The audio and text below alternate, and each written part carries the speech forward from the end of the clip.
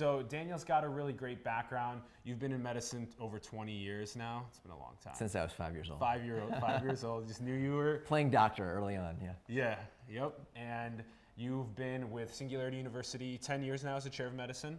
Yep. Since we started in 2009, and we're here on the we're here on the Singularity University campus at NASA Ames in Mountain View in the heart of Silicon Valley. Yep. You can check out su.org for a lot of the programs that happen here. And SU's amazing. This place just has brilliant people roaming around.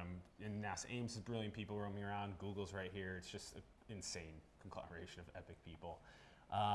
And then you also you have an Exponential Medicine Conference. So that's been happening for 7 years now? Yep, started 2011. I mean, the brief synopsis, Singularity University focuses on exponential technologies from AI, robotics, 3D printing, nanotech, genomics, robotics, how those impact the future, and how we can leverage those. But obviously, a lot of the lens of technology can be applied to health and medicine, from keeping ourselves healthy, health span, longevity, to diagnostics, to therapy, to clinical trials, to global health. And so I started Exponential Medicine here in 2011 because future of healthcare is a bit of a team sport, and very often healthcare meetings and conferences and the field in general are very siloed. And so it's a bit of a synthesis crossing the spectrum and asking, what's the cutting edge and how do we rethink and reinvent parts of healthcare? Yes. It's exponentialmedicine.com. It's got all the data. So. Exponentialmedicine.com. And the conference happens yearly. Yep, every fall. This year it'll be November 4th through 7th at the beautiful Hotel Del Coronado in San Diego, which is amazing. The oldest resort in the West Coast, built in 1888, and it was the first electrified hotel. Edison himself was there in like 1890. And it's a pretty magical place by the beach to try and get people out of their usual mindsets, and a lot of new ideas, companies, collaborations have been catalyzed there over the last few years. And again, a lot of the videos are at exponentialmedicine.com, but it's been kind of a surprising synthesis of people who've come together there over the last several years. We hope to keep growing it. Yeah, and like you said, you're tapping into genomics, AI, nanotech, all these different fields that are up and coming, exploding with the ease of technology helping us, and mashing them together in order to figure out this beautiful human body and how we can live longer, live healthier. So, all right, let's talk about one of your projects. You've done so many things, but the Marrow Mine is really interesting. There's a bunch of videos explaining this online, but why don't you just give a quick explanation of what it is? Sure. Well, one of the lenses when you're trying to innovate in healthcare, which is sometimes harder than other fields given regulatory and reimbursement and other elements, is to really understand a problem, an unmet need. And so I went to medical school at Stanford. When I went to Harvard, came back for fellowship. I was doing a fellowship there in bone marrow transplantation, which we can talk more about. And I was also part of the first year of the Stanford Biodesign program, which is a really amazing program, started back in the early 2000s. And the lens there is what's an unmet need, and how do you address and innovate to create a new solution. And so I was spending time as a bone marrow transplant fellow in the operating room harvesting bone marrow from. And where do we normally harvest bone marrow from? From the hip, the iliac bone, your hip bone. Hip. Usually you take a donor, let's say, God forbid you had a brother or sister with leukemia and you were a match genetically, you have about a 25% chance of a match. In order, in some cases, to hopefully cure folks from a disease like leukemia, we'll hit them with heavy dose chemotherapy and radiation, and then from a match donor, ideally a sibling, we'll give them bone marrow to reboot their immune system. And that goes into their hip bone? No, it's simply an IV infusion. The bone marrow stem cells, called hematopoietic stem cells, which are about 0.2% of the cells in your bone marrow, are the ones that can make new red cells, white cells, or platelets. So when we do a bone marrow transplant, it's really a form of stem cell transplantation we've been doing for almost 50 years. And it's not as exciting as transplanting marrow into your hip. We can take marrow, which has those bone marrow stem cells, basically hang it up like a blood transfusion into a patient who's gotten radiation and chemotherapy to hopefully kill all their tumor cells. If they didn't get the bone marrow transplant, their immune system, their own stem cells are knocked out, and they would become anemic and die from infection or not enough red blood cells. So the bone marrow transplant is that source of adult blood-forming stem cells that can reboot the immune system of that recipient. Sometimes you can even take your own bone marrow stem cells and do the similar thing to rescue yourself after a big chemotherapy dose. So bottom line, my unmet need, my pain point was literally being in the operating room, spending an hour harvesting bone marrow, which you take a big needle, you suck out about 5 milliliters of bone marrow with each puncture through the skin into the bone. And it takes about an hour. The patient is under general anesthesia because it's otherwise pretty painful. We take about 1 liter of bone marrow and then A liter? send it to the lab. Oh and then, my gosh. Yeah, and then that gets shipped. How much is there total? Well, that's a lot of peripheral blood. When Okay, you pull out marrow, you're actually, the marrow is very well perfused, and you're actually pulling what's a lot of diluted marrow. So, Okay, got it. So the inside of your hip bone maybe has a half a liter, but what ends up being is a bag of, what looks like a bag of blood. And that would be taken or shipped across the world to where the bone marrow transplant's happening. Bottom line. I must ask, do we regenerate? Yeah, just like if you give a blood transfusion, your homeostatic mechanisms, up your red cells and platelets and white cells after a blood transfusion, for example. So you don't really run out of bone marrow. And we've got it in our sternum and in our ribs. It's just that the hip bone is a pretty easy access spot, particularly to get a lot of marrow. And do we know if we regenerate in a healthy state, will I be just as healthy as I was before I gave? Yep, there's been a lot of work to look at the health of a donor. You've already heard about marrow drives. Someone might have a patient who hasn't found a match and they're going out and trying to get people to become marrow donors. So you might send in a cheek swab that has cells that can be analyzed for your HLA type, and we try and match folks. And if you were called up on the phone, you could donate bone marrow either by going to the operating room, like what you've described, or in many cases taking a drug called GCSF, or granulocyte colony stimulation factor, which revs up your bone marrow, sends some of the stem cells into your blood, and you can do what's called apheresis. The challenge there is then you have a lot more T cells that when you transplant that into the recipient, the patient, they have a higher risk of something called graft versus host disease. Your immune system from the donor and the host are not the same. So there's sometimes a downside to some of these immunologic therapies. But bottom line, to zoom way back out, here was an old procedure, harvesting bone marrow, that hasn't changed in 40 years. And I was sort of thinking, boy, my hand's tired and the patient's, the donor, rear end looks a little like Swiss cheese. Could there be a better way? And thinking about medical devices, I guess I'm a pocket engineer. My grandfather and father were an engineer. Thought, could we create almost like a roto-rooter that could go in the marrow with one entry as opposed to 100 and stay inside the marrow cavity and aspirate or suck out rich marrow. So to make a long story short. And it's very flexible. The end yeah, is very it's flexible, a flexible so you can rotating move it device. Into different areas. If you Google Daniel Kraft and Marrow Miner and TED Talk, you'll see a 4-minute description and some other pieces, or go to regenmedsystems.com. That's the company we spun off to build that. Regenmedsystems.com has a good description.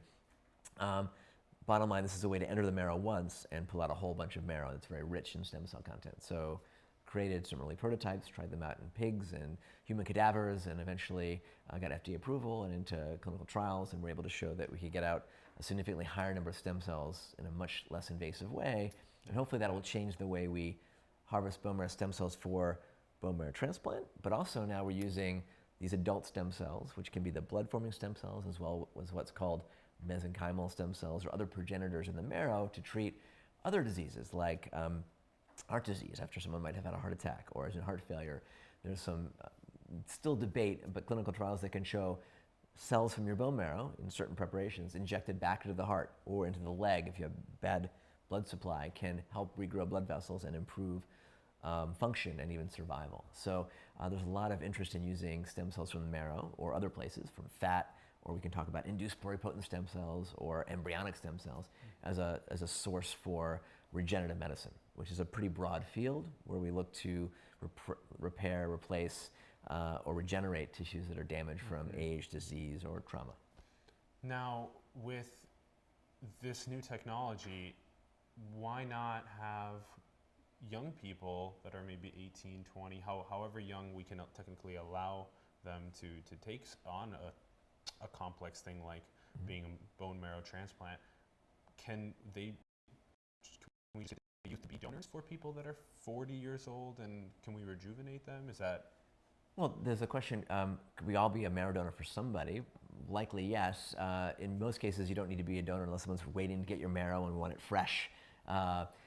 There's the question, would you want to bank your marrow now when you're young and healthy for the potential you might need it later? You've heard of... Oh, like freezing. Freeze it. You've heard of cord blood banking. So a lot of babies are born today. A lot of folks decide or elect to pay a little bit of money, send the cord blood from the cord, the umbilical cord, that can then be collected and frozen away, so that if that child, as a child or even adult, has a problem like a leukemia, or a sibling has a genetic disorder or a cancer, they could be transplanted with cord blood. So that's now a pretty significant way that we do essentially blood stem cell transplantation as well. So with our Marrow Mine device, there's the potential that, you know, in 20 minutes or 10 minutes with local anesthesia, we could bank your marrow now, if you weren't banked when you were a baby with cord blood. We're even going to launch a project shortly, hopefully we're going to harvest marrow from organ donors who are donating their heart, the liver, the kidney, because there's some amazing work when you transplant a kidney or a liver or other organs, and you might combine that with the same donor bone marrow, and the stem cells there, you can tolerize or have the patient who gets the new heart, kidney, or liver have their immune system recognize that as self. Because a big challenge with organ transplantation is that you have to be on anti-rejection medicines, steroids, and other things that can suppress your immune system. And this combination of solid organ transplant with bone marrow from the same donor might be a powerful approach. So we can harvest. Needs to suppress the immune system so that it doesn't combat the new organ or the new bone marrow. The classic approach, we used to call them, you know, donor cycles. So a young, healthy person would, God forbid, have a motorcycle accident, have a head injury, which rendered them brain dead, but their organs were still healthy. So those would be at the behest of the family, or sometimes if you were put on your driver's license, you want to be an organ donor. You may then donate your organs to someone who might need them, someone in heart failure or kidney failure. And it's life-saving, but most of those are just based on blood type match, A, O, A, B, and you're not immunologically identical. So when you receive an organ or even other tissues from somebody else that's not you, your immune system will see that as foreign and attempt to reject it. So almost all organ recipients, unless they get it from an identical twin, require immune suppression, usually lifelong.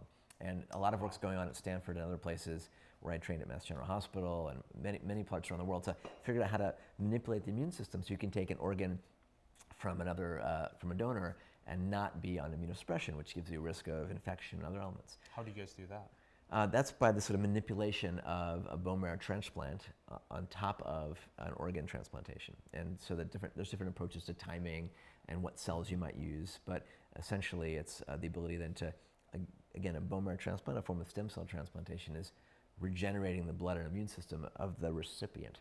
So if I was going to be a donor to you, and we took up my bone marrow from my blood or my peripheral blood and gave it to you after we knocked out your own bone marrow stem cells, you would have Daniel's blood and immune system, but it may not be an exact match to the rest of your system, and your body would attempt to reject it. So that's why we try and match donors, and why we're often looking, particularly if someone might be born to an Asian mother and a European father, they have kind of a more rare mix of immune systems, we often have trouble finding matches for them. So I encourage everybody to go out there and sign up to be part of a bone marrow registry. It only takes a cheek swab, and then one day you might get called and get I think the honor and privilege of helping save someone's life.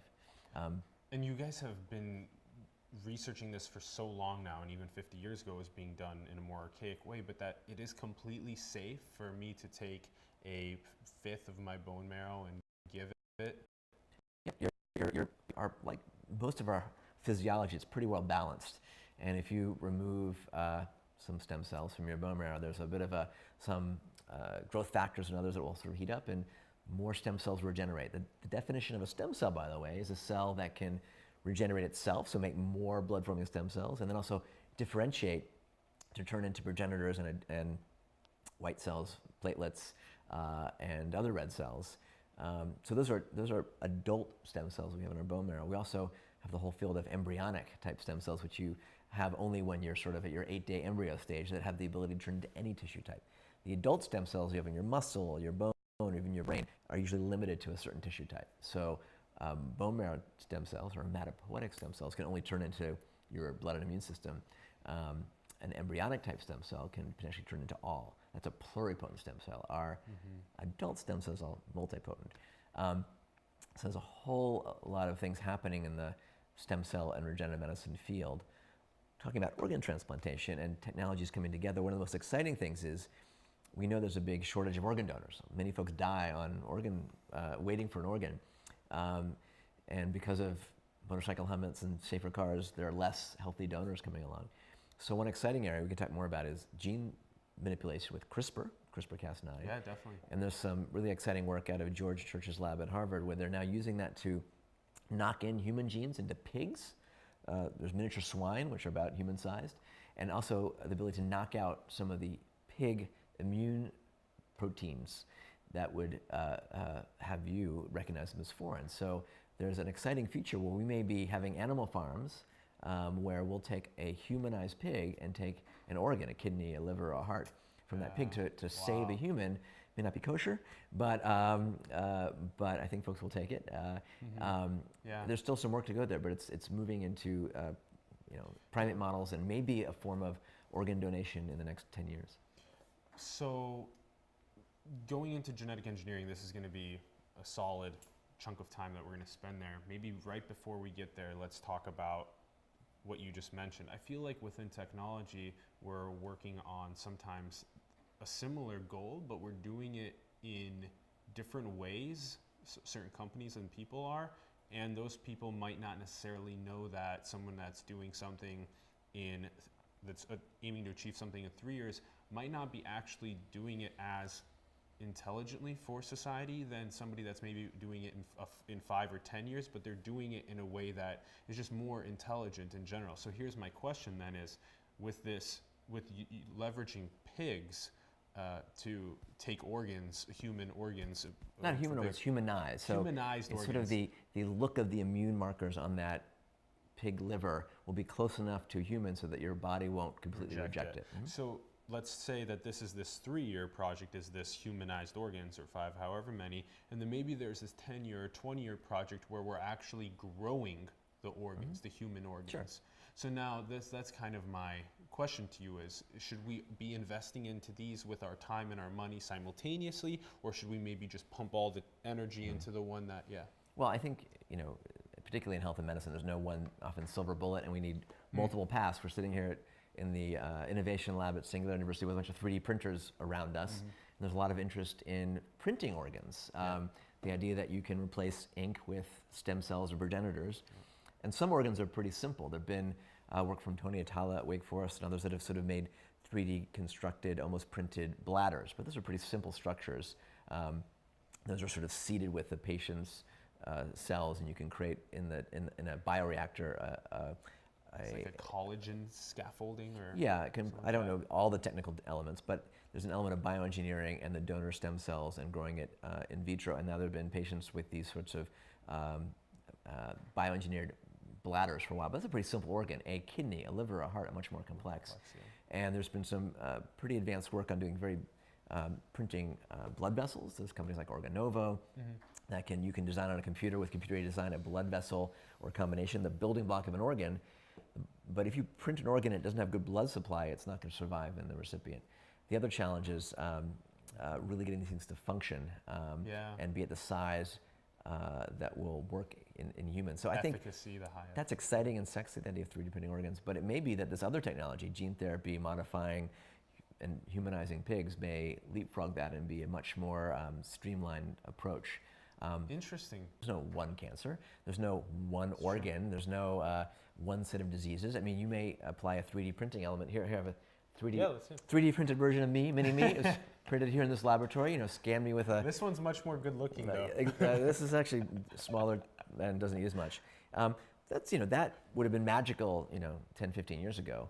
I have a 3D printed, a company founded here at out of Singular University called Made in Space has sent the first 3D printers to the space station. They printed actually this device, a version of it, in the space station, and have printed even medical devices there. So things that would have felt science fiction-y a decade ago are here. So in this realm of exponentials and 3D printing and stem cell biology coming together, we may see some amazing advancements in the next 10 years, but we're not about to have a 3D printed organ for everybody in the next 2 to 3 years. And we're learning now that diseases are much more defined at the molecular basis. Everything from autism to diabetes to Parkinson's to Alzheimer's is not just type 2 diabetes. It may be very different at the physiologic and metabolic level, which means we have the opportunity to target it with therapies and preventions in new ways. So maybe we talk about a little more into this silver bullet, just because it seems so attractive, right? It just does. So the idea of the stage 0 medicine is what you've called it, and people like Aubrey de Grey have called it finding pathology at the first indication of it, the formation of the disease. So in that idea, could the silver bullet then be a constant analysis of Sure. the dynamic state of the body, and then maybe we run AI to help us understand that, and then be able to give a recommendation. Right. So one silver bullet is never having to need the bullet because you're detecting or preventing disease in the first place. Yeah, so yeah. When I Well, call could that be the bullet then? Yeah, so when I call it stage 0 medicine, the analogy there is, I'm a cancer doctor, oncologist. Most patients present, sadly, with stage 3 or stage 4 disease, usually meaning advanced disease. It might be spread, it might be large to the point where even the best chemotherapy and radiation and surgery may tamp it down, but it often leads to a very expensive therapy or an early death. We can pick up disease at stage 0, whether that's a cancer or something like Alzheimer's, before it's clinically evident. We may have the opportunity to sort of nip it in the bud. And particularly in the field of cancer now, there's a lot of interest in how do we screen for and pick up cancers at stage 0 or 1. Like we've all heard of patients with pancreatic cancer who are only discovered at late stage, or ovarian or brain cancers. And actually, I'm heading up a new XPrize. A new one. Focused on early cancer screening. So one of the big challenges in healthcare is we pay usually for therapy. So there's been many new drugs and therapies developed for cancers, but very few new screening approaches. We still are stuck with colonoscopy and mammograms, for example. Yeah. There are some pretty exciting new approaches doing blood biopsy, maybe doing genetic analysis of circulating tumor DNA and picking that up early. There's certain markers that we can actually see in our blood as well. For some things, like the classic PSA, prostate-specific antigen, but there's some exciting new approaches where you might detect circulating cancer DNA and make an early diagnosis. But that still probably requires very expensive sequencing. There's companies like Grail and Guardant and Freenome are good examples here in the Bay Area doing some of those exciting approaches, but it's still probably going to be a few years off and quite expensive. So with this Cancer X Prize, we're focusing on developing a prize, maybe $50 million, $100 million or more with sub-prizes, where the winning teams will develop low-cost, accurate, and democratizable ways of doing early cancer screening as cheap and easy as a urine dipstick for pregnancy. Wow. Kind of for under $24, under 24 hours from Tennessee to Tanzania. That's an aspiration. We want something that's audacious but achievable, and to catalyze teams from around the world to form to approach that without preconceiving the solution. It may not be a blood genetic test. It may be a combination of ultrasound or a wearable hat to detect brain tumors, or urine tests that might, with nanotechnology, pick up early cancer molecules in your signs of cancer in your body. So if you go to xprize.com/cancer, you can learn more about this XPrize. Awesome. We're hopefully going to launch that in late 2018. You can sign up to get more information, and hopefully we'll crowdsource part of this future of early stage 0 detection. Yes. Now, there's still a chance if we detect something early, what do you do about it? So in many cases, you don't want to just detect that you have early pancreatic cancer. You want to have an approach to do with it. And we want to bring this around the world because here in the US, most people have access to a mammogram or colonoscopy, even though many people don't do it when they need to. But in other parts of the world, India, rural Africa, we have many people dying who have what would have been very preventable cancers. Everything from a simple cervical cancer to people only presenting with very late stage breast cancer that newer, cheaper, more democratized cancer screening could enable. So check out xprize.org/cancer and maybe join a team. So let's just quickly touch on XPrize, just because I was recently learning about this from Drew Noon, and obviously Peter Diamandis is a big proponent of this sort of crowdsourcing of the solution to problems. Yep. And so the general idea is that you put out a problem that needs to be fixed, and then you offer a monetary prize for the organizations that can solve the problem and prove that they did. And there's so many different prizes across so many different fields. Yeah, Peter Diamandis, the co-founder of Singular University, really kind of catalyzed this, rebooted this prize idea. He was inspired by the story of Lindbergh, who crossed the Atlantic, not for fame and glory, but to win a monetary prize. It was actually a dollar prize put out there. What year was that? Well, when Lindbergh crossed the Atlantic, 1923, somewhere. I should know that history. I'm a pilot. I love aviation. That's right. And actually, I know Charles Lindbergh's grandson, Eric Lindbergh, great guy, who's also a pilot and has actually recapitulated his grandfather's flight. What was the prize back then like? It was probably the equivalent of a few $1 million, right? Yeah. Then there's inflation. That's amazing. So probably about 15 years ago, Peter and others at the XPrize put up this first prize. It was later called the Ansari XPrize, a $10 million purse for the first team that could fly a rocket to space It wasn't a NASA or a government agency. Yeah. And do that twice in a week and get to 100 miles or 100 kilometers. And then land it as well? And then land it. So you might remember wow. Spaceship One, that was actually supported by an amazing team, led by Burt Rutan, who's a famous aeronautical engineer, funded by Paul Allen of Microsoft fame. But what the XPrize had done, again, back in the original XPrize for space travel, was catalyze teams to think, how can we approach this? How can we take someone who's built home-built aircraft and bring this together to solve this challenge? And for that $10 million prize, well over a few $100 million was spent. Yeah. And that's now catalyzed the space industry. SpaceX, for example, and now Virgin Galactic and Jeff Bezos and others are really creating companies that are going to compete and maybe even surpass what NASA and other global agencies have done. I love that. So that's a prize model. It needs to be audacious but achievable, and hopefully meet a market failure. People weren't thinking about solving this. Or another XPrize was something relatively straightforward. I love those A's. That alliteration is so good. Audacious and achievable. But it's hard to design a prize that is audacious and achievable. Yeah. One other nice example was... Or to set goals for yourself, personal goals that are both. Right. And then have the short term that you need in order to achieve that. Yeah. Right. One XPrize I like a lot was the oil cleanup XPrize after the big Shell oil spill. The technologies for cleaning up oil spills hadn't changed in a long time. They're still pretty slow, like kludgy. Toxic powders. Well, I don't think these nets and they scoop it up. Bottom line, not great technology. And so they put out I think funded by Wendy Schmidt, an oil cleanup XPrize, and teams formed, and some of the winning teams came from completely out of the side of the oil or cleanup end, and they more than doubled or quadrupled the speed and lowered the cost of oil cleanup. Wow. So that's one example, and there's been others. So that's amazing. So there's a whole prize model. It can be leveraged in many fields. I helped conceive and design a medical tricorder XPrize. So some of you are Star Trek fans. You remember Bones McCoy, or the equivalent, scanning someone with what might look like an iPhone today. So we came up with a tricorder XPrize about 7 years ago. Could we incentivize teams to create a technology that could fit in your pocket, that could do the job of what doctors would do and diagnose the top 20 conditions like heart attack, urinary tract infection, pneumonia. And it was a $10 million prize sponsored by Qualcomm, who makes the chips in a lot of our phones. And about, I think, 300 teams started the competition. They ended up with about 10 finals. One of the teams started right here at Singular University. I have one of their little prototypes of what they call the Scanadu Scout. It was not one of the winners, and they went through early clinical trials, crowdfunded this, but it's the idea of a medical tricorder, something you could hold to your forehead, pull down your temperature, your heart rate, your oxygen saturation, talk to your smartphone embedded with artificial intelligence.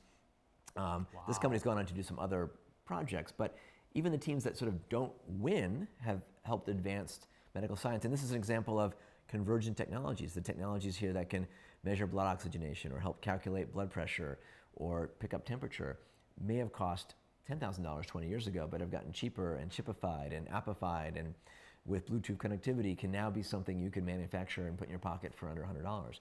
So I think, and the winning team for the tricorder XPrize was started by an emergency medicine doctor and his engineering family.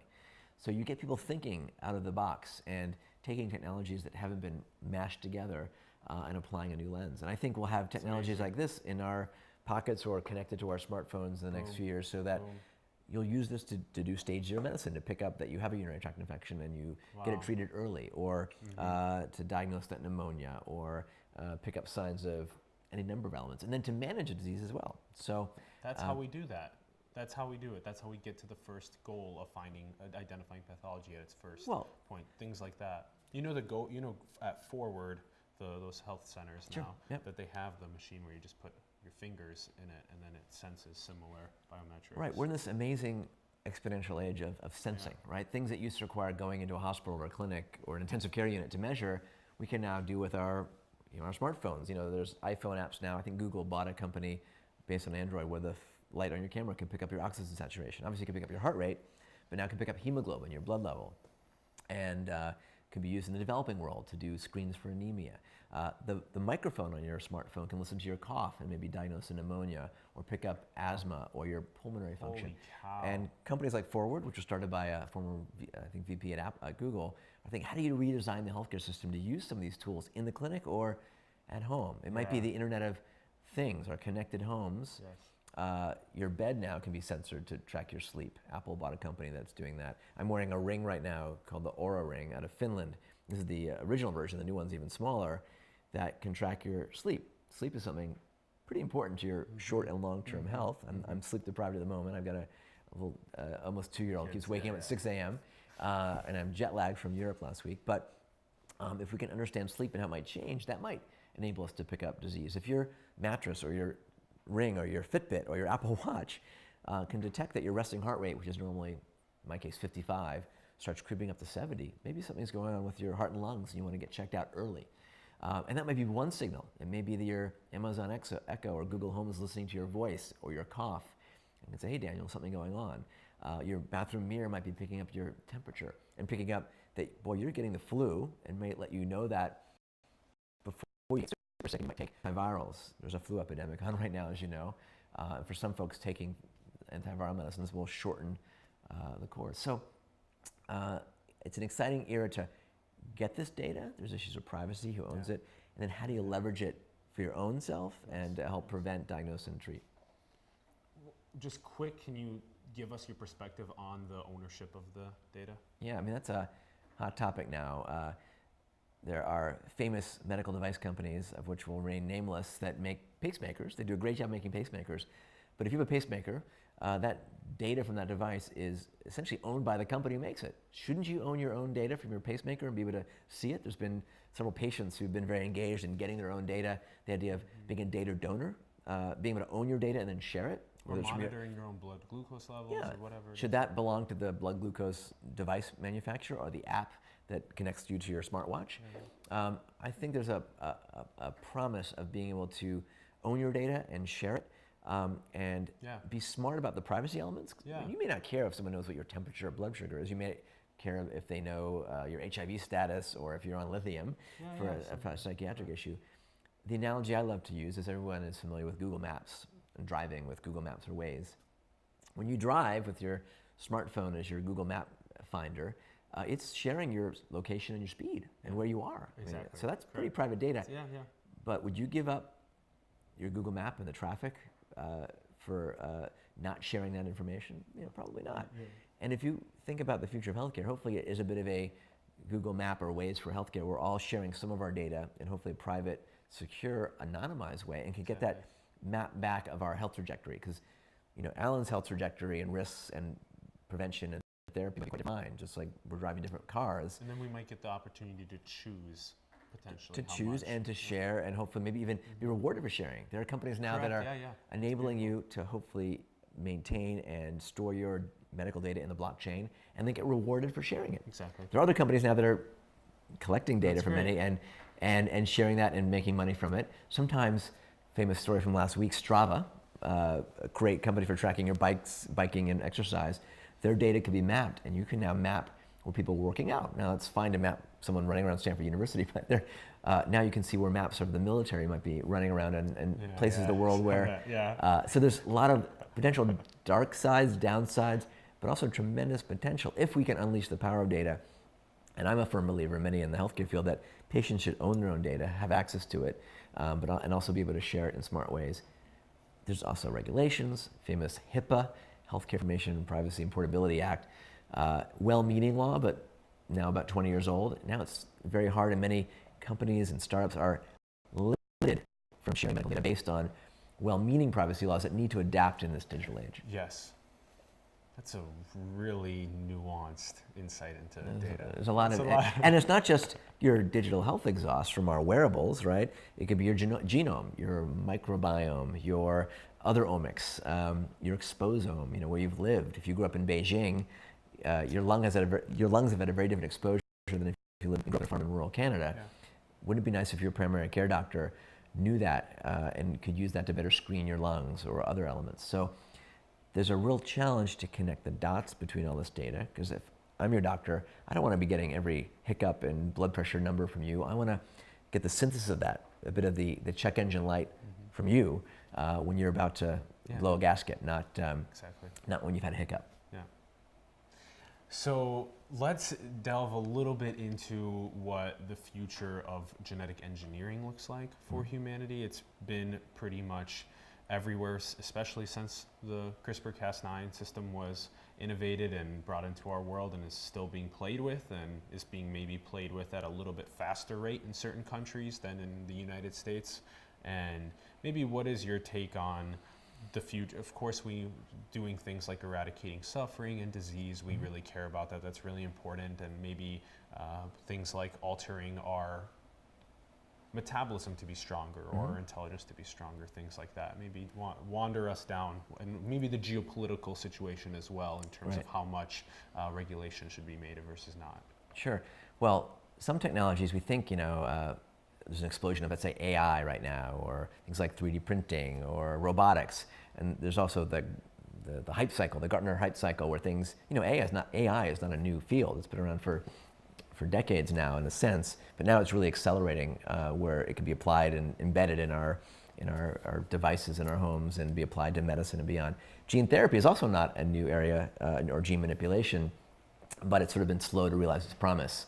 Many of the ways of swapping out or embedding genes were kind of random. It would insert a gene randomly into a cell, which could be in a wrong spot, which could trigger cancer, for example. And there were patients who died in clinical trials for interesting reasons based on immune response that killed the gene therapy field like 20 years ago. Now we're in the era, only 5 or 6 years since the CRISPR-Cas9 approach to gene editing, first in bacteria and then in humans, was started and discovered at Berkeley or at MIT, depending who you talk to. And that has a lot of excitement to manipulate human genomics, or that of plants or animals. So to cut to the chase of where that's heading, I think, is we have some really good targets for early gene therapy. Let's go back to the field of bone marrow transplantation we talked about earlier. So I'm trained in internal medicine, pediatrics, and pediatric hematology oncology, kids with cancer or blood disorders. And a classic one most people have heard of is sickle cell disease.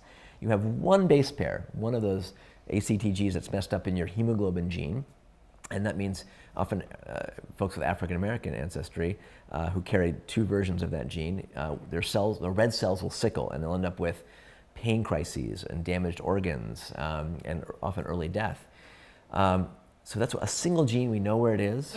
So we now can take out the bone marrow stem cells, these blood-forming stem cells, and using some gene therapy approaches, not always with CRISPR-Cas9, there's one called zinc finkers, companies like Sangamo and Bluebird Biosciences studying this, where you can now, in early clinical trials, swap out the bad gene for the good one and retransplant that same patient with their own now modified stem cells, and their blood and immune system will reboot, and their new red cells are now normal.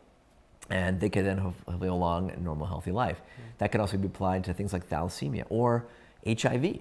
There's the famous Berlin patient who had a bone marrow transplant to cure his leukemia. He happened to also have HIV. He was cured of his leukemia and his HIV because the donor stem cells had a mutation which didn't allow HIV to propagate across T cells. Wow. So there's now looking at fixing the sort of T cell genes or the receptors that allow HIV to move into the immune system.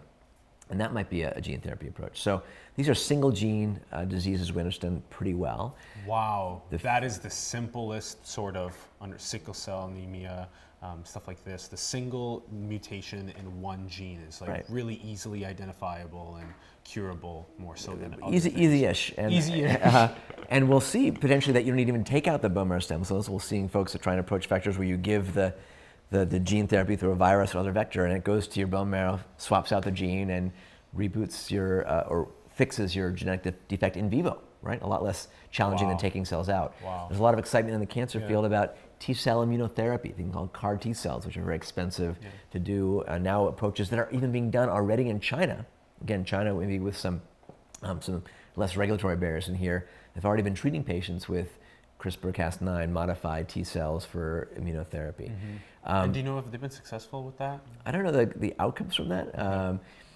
Of course, the bigger ethical challenge is what do we do with diseases that are multifactorial, things like risk for some cancers, cardiovascular disease. And they span across a lot of genes. Right, sometimes. So it may not be a simple fix.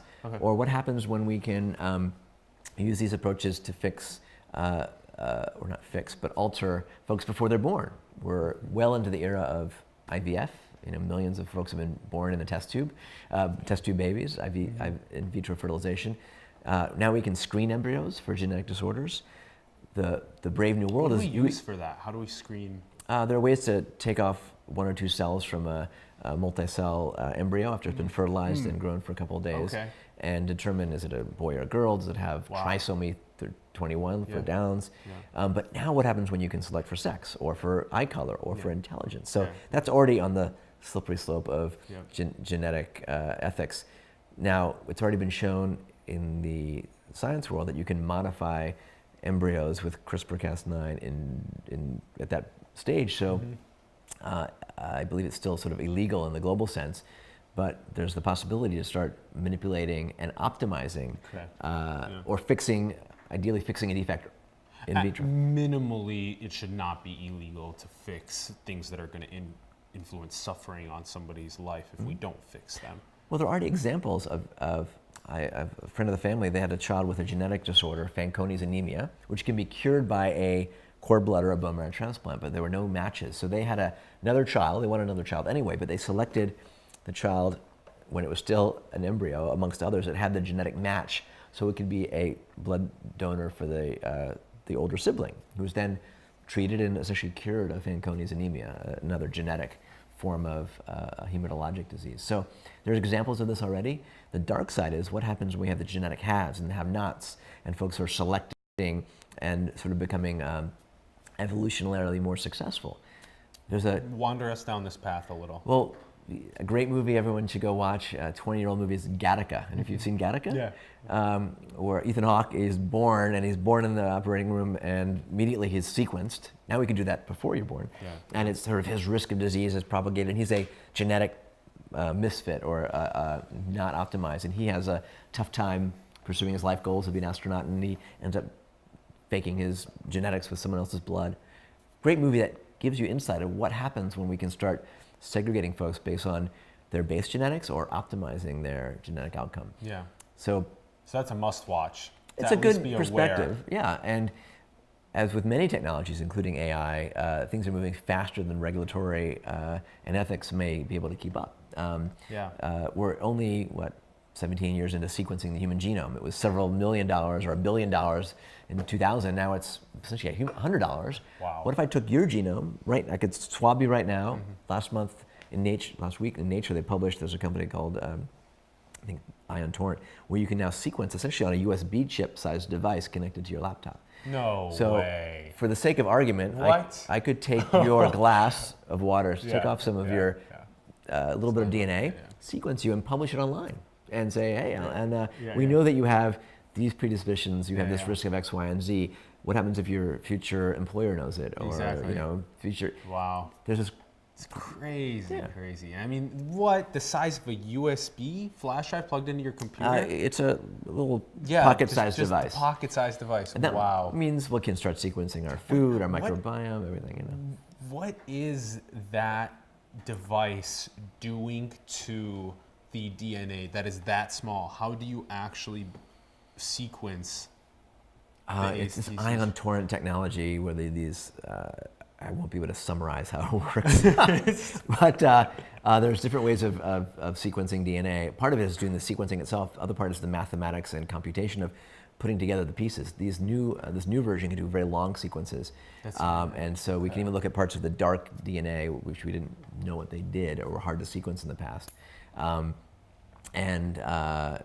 line, sequencing is going to get even cheaper and more ubiquitous. Companies like 23andMe already allow you to look at almost 3 million base pairs and give you a pretty good look at your ancestry and your predisposition for certain diseases, or your what might be your eye color and others. But is anyone doing the dynamic analysis right now? Well, your base genome should be essentially stable. But then things like proteomics, that kind of stuff. Right. Your proteome, the proteins, DNA to RNA to protein, that's much more influenced by what genes are turned on or off, your environment, your diet, your exposures. So is anyone doing that yet? Oh yeah, the ability to do proteomics is getting faster and cheaper. The ability to look at your what genes are expressed, what genes are turned on or off is now becoming more available. We can sequence our microbiome in new ways and understand its role. So we've talked about silver bullet. There won't be any one piece of data that's all identifying. It's not just it's nature nurture, right? Just because you have a gene that gives you high risk of breast cancer, lung cancer, or Alzheimer's doesn't mean you're going to get that disease. So we're going to start to hopefully, this field of system medicine, systems biology, where you combine the omics and other information, will give us hopefully better proactive insight to pick up disease at stage 0, or ideally prevent it in the first place. I can't believe that someone's just going to grab my coffee cup and sequence me and throw me up on the internet and be like, hey. Well, what if you're running for president, right? And Exactly. what if it showed you at high risk of developing Alzheimer's, like some may think our current commander-in-chief may have early dementia, et cetera. We won't get into politics here, but believe me, what happens when candidates have their digital footprint or their biology exposed? What happens when you can target an individual with a gene therapy or a virus based on the fact that you have a particular mutation or blood type? So there's some good science fiction or potentially bioterrorism elements that play into the dark side of this as well. Yeah, that's great. It's great to... Great! It's great! We can sequence you and then we can kill you. It's so important to at least talk about these things and become more aware of them minimally and converse with one another about how to prevent things like this from happening. Bioterrorism. But on the flip side, you know, there's the downside that you're going to get, oh, this is playing God, we shouldn't do gene therapy, we shouldn't do molecular biology. Back in the early 70s, Paul Berg at Stanford, who won the Nobel Prize, and Boyer at Stanley, who helped later found Genentech, had the first technology to splice genes together. That laid the foundation for companies like Genentech and others that have now created hundreds of drugs that are based on molecular splicing. This famous Asilomar conference, and they brought their minds together and they started to self-regulate and put out some guidelines, just like we're seeing now in artificial intelligence, and Elon Musk and others are propagating the risks and the downside of this. Laws, right. So there's a balance between hopefully enabling the amazing positive future, but balancing some of the risks. Just like drones, we have some drones here that can be used for good. Those are also going to be used for nefarious spying, put a little bomb on it. So minimally then having discourse about the goods and the bads, how to prevent the bads, how to amplify the goods, and working together as a world to identify that. So how do you then work together as the world with these new technologies? I know Singularity University is doing a pretty good job at bringing together. Yeah, part of our mission is to educate, inspire, and enable folks to understand where exponential technologies are, where they're heading, and how do we leverage that for good, or also understand some of the dark sides. How do you positively disrupt the world to address global challenges from poverty, education, healthcare, but also to understand the negatives. And we need our policymakers in government to understand the power of existing technologies and where they're going to be on this exponential, because where will AI and robotics and 3D printing and nanotech and gene editing be in 5 years? How do Congress, by the way, the US Congress only has one member with a PhD. They're not necessarily the sharpest tools in the box. Many of them are lawyers, no offense to lawyers. Or political... Paul Ryan has never had a job aside from being a congressional aide all the way through becoming. Where are the scientists? So what's interesting now at Exponential Medicine back in November 2017, 2 months ago, we had 2 scientists who are, one is Hans Kierstead, who is a very well-known stem cell biologist and researcher running for Congress in Orange County to flip a red district. And we also had Brian Ford, who's often known in the blockchain and digital currency world, and was in the Obama administration as a technologist running for Congress. So you're getting, I think especially in this midterm era, a lot of folks with a science background now running for Congress and Senate, and we need some of those minds there, no matter what party, to have some perspective on what's here. Because the policies we set now, how we, remember in 2001, Bush suppressed embryonic stem cell research. That sent a lot of U.S. researchers outside of the U.S. to do embryonic stem cell research. That has big implications if you don't understand the science, the biology, and the ethics. So we need to educate global and local leaders. Not easy. I mean, not easy. So and it's whatever you're learning, you need to look at the mix of fields. Yeah. Mix of fields, and also get more people that have science backgrounds and diverse backgrounds into Congress.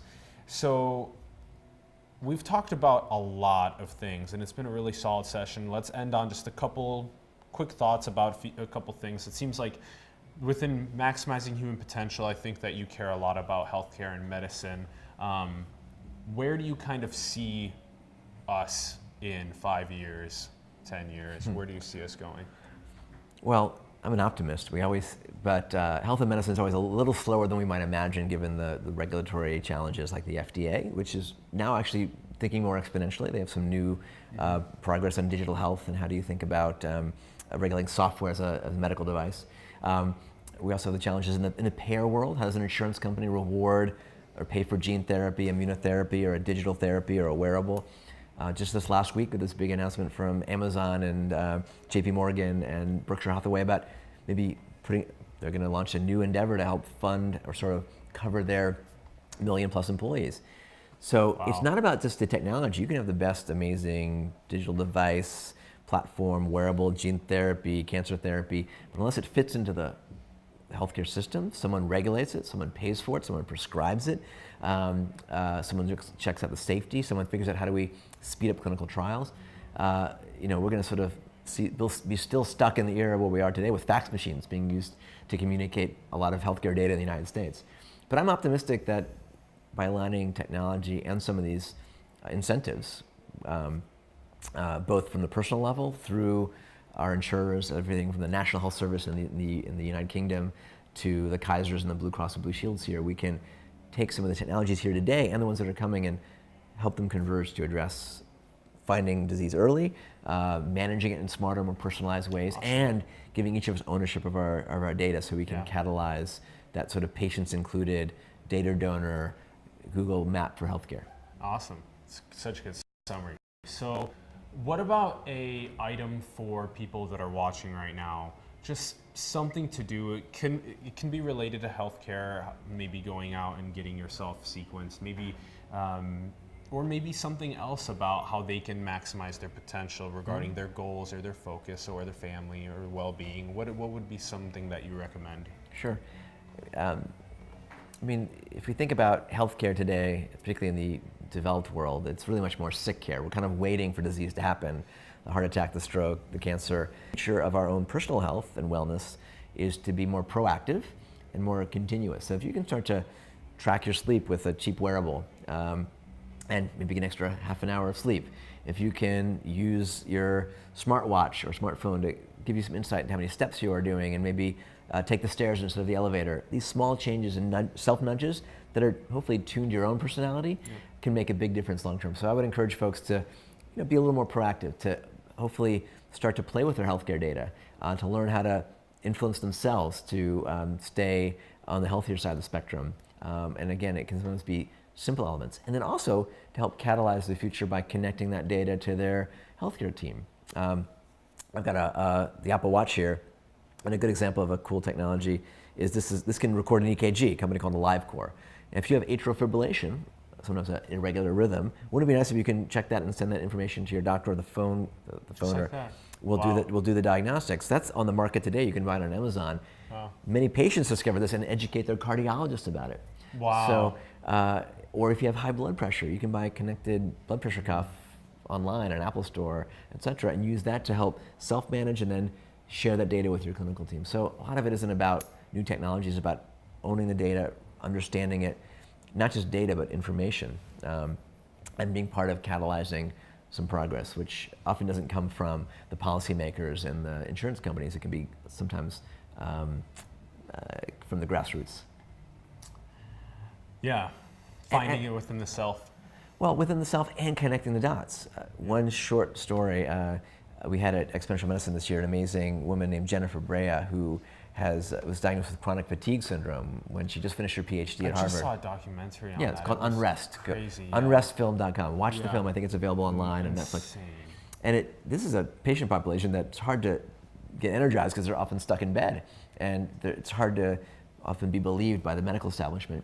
One of the questions that we ask a lot on our show is that we like to ask people if they think that we're alone in the cosmos. What do you think? I've always been a space junkie. It's well known that there are billions of galaxies out there, and what's the famous law about the odds of a single planet having life. It's a bit naive for us to think it only happened here. The Drake equation? The Drake equation, right. The math there is pretty profound. That it's like 1 in every 5 stars has a habitable planet orbiting it. Yeah. Right, so I'm not a big, I love the SETI movie and thinking about it, but I don't think we're probably alone in the universe, given how it seems biology might work. It may not be same carbon-based life forms that we're imagining, maybe others, and we always think, well, we should have seen signs of them by now. Or maybe some people think we have. Maybe there's a danger of self-extinction from nuclear or others. Yeah. But I think we're probably not alone. Yeah. Paul Shapiro told me that what a waste of space that'd be. might be. So And then, all right, how about, are we in a computer simulation? Well, we're the quarters. I have to keep feeding the machine here to keep the lights on.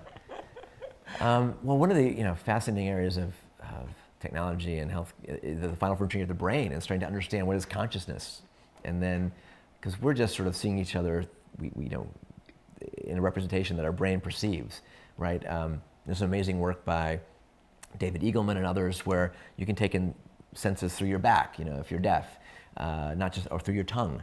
So how we perceive the world is interesting. And then, is it a simulation? I'd like to think not, but for those who like to play SimCity, maybe we are just some elements of a big video game somewhere. I don't feel like I'm simulated. Are you simulated? We're the quarters. Yeah. We're the quarters.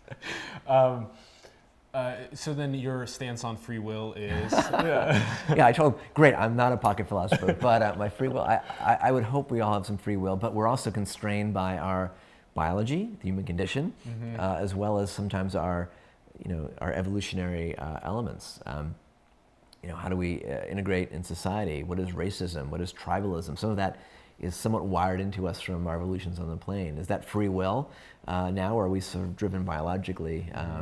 There's great examples of folks committing crimes, sometimes atrocious crimes, and then they've done the biopsy on their brain and they have a big tumor. Correct, yeah. Were they legally responsible for that? So sometimes those may not be exact free will. You're driven by your ridiculously off the chart hormones from the tumor. But I think we should still all take personal responsibility and behave as if we all do have ultimate responsibility and can educate our kids and society to have that mindset. Yep. And so what would you say is the most beautiful thing in the world? Gosh. Well, I've got 3 little kids, 2 little kids. Well, that's a beautiful thing. You see the eyes of your 1-year-old, and the miracle of life is still always a good one to end with. And then appreciating nature and sunrise and presence. In our digital age, it's easier to get more connected, but be more disconnected to that. So I think there's a bit of a movement now to recognize the impact on our brains of some of these technologies that might keep us away from beauty, might keep us super connected and have lots of Twitter followers, but not necessarily be as ingrained with our souls and our friends and family and seeing the beauty around us. Yep. So you mentioned kids a second ago. I have another perspective on that, which is that people really like their kids because they see themselves in their kids. So, like I produce some looks more like of me, myself MiniMe. into the world. Right. What do you That's think? biology. That's part biology. of our simulation. Yeah. Exactly. So how much do you think? Last thing, how much do you think that genetics is going to take a higher role than memetics in the communication of ideas in the future? Meaning? As in, people are starting to identify memetics as something that is so important to them that the communication and dissemination and getting people inspired by ideas and kind of banding people together around that is maybe more important than doing things like having kids and spending so much energy on children. Yeah, there's a big biological and economic cost to have children, but they're still our future, I think. Yeah. At least today in 2018. Yeah, but not everybody obviously doing one of the two. But where do you see that? The future of having kids might be quite interesting because there's actually work published in the last couple of years by Alan Flake, who's a pediatric surgeon of UPenn, where you can essentially have an artificial placenta and womb, and they've grown sheep essentially who would have been very preterm in a test tube, and essentially, bad summary. But how we have kids in the future might be quite a bit different. It may be that you go online, combine your sequenced genome with a partner, and never actually have to do the gestation. That's crazy. We can think about our digital kids, right? Now that we can collect all this information about us, think about simulations, we could simulate you or me based on voice. There's already apps that I have on my smartphone that can manipulate your face and make you animated and smile and laugh. Can't tell if a video is real. Right. So what happens then? What if we bottle ourselves as a clone? I can't tell if that's actually you. Turing test. How do you know? All that stuff is here or coming quickly in different ways. So the future of having kids, the future of health span longevity, which we didn't touch, has a lot of ethical and other things that would take a whole nother hour to discuss that I don't have the answers to. Well, that'll be for our next time. We'll definitely dive into some of those things because there's so much more to unpack here. I really appreciate everyone tuning in. Again, we were with Daniel Kraft. This is Simulation. We are very grateful to have Ron Vargas killing it on the TriCaster, doing incredible directing work. Again, you can find us on Patreon. Please support us. If you like this content, give it a like, give it a share, give it a comment. Tell us what you think about it on Patreon. You'll get access to all of our guests ahead of time. You'll get access to exclusive content. You'll get priority in asking our guests questions, and you'll get access to events ahead of time. So there's a bunch of great perks of becoming a patron with us. And again, thank you so much for tuning in. We do have an upcoming event. It is actually sold out on the 17th with Jordan Peterson. It's going to be a really great event, and we are looking to potentially do another one with him, but we'll figure it out. We'll see where that goes on that same weekend. We'll see. And we'll open that up as soon as possible to everyone. And again, thank you for tuning in. Daniel, thank you so much for joining us. Thanks for having me. It's been an absolute blast. Thank you. Cheers.